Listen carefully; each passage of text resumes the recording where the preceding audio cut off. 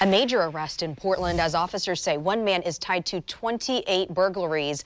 Officers say Anthony Taylor targeted newer apartment buildings in southeast Portland over the course of 3 months. As Fox 12's Kelsey Watts reports, he's accused of breaking into common spaces to steal things like bikes and packages.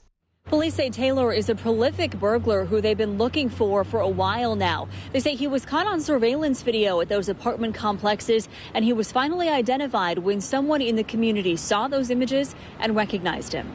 Anthony Taylor is facing a long list of charges, 28 counts of first-degree felony burglary. Police say between October and early January, he hit several apartment buildings in inner southeast Portland, using a small tool to break in through the secure front door. According to court records, he would grab packages or bikes left in common areas and sometimes would return to the same property several times in one day. I think it's really unfortunate.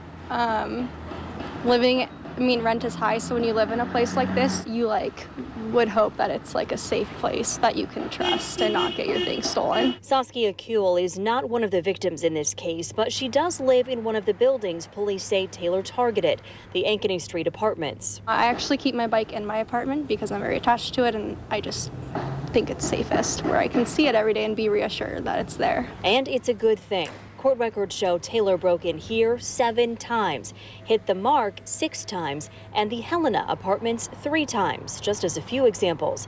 But court records show he burglarized a total of 7 apartment buildings in southeast Portland. Police say they started to notice a pattern and released these surveillance images on Twitter earlier this month, asking for the public's help in putting a name to the face.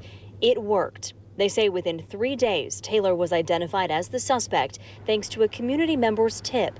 It turns out he was already in jail on unrelated charges. Court records show that when detectives interviewed Taylor, he admitted to the burglaries in detail, even telling investigators about how he was able to get into some of those buildings.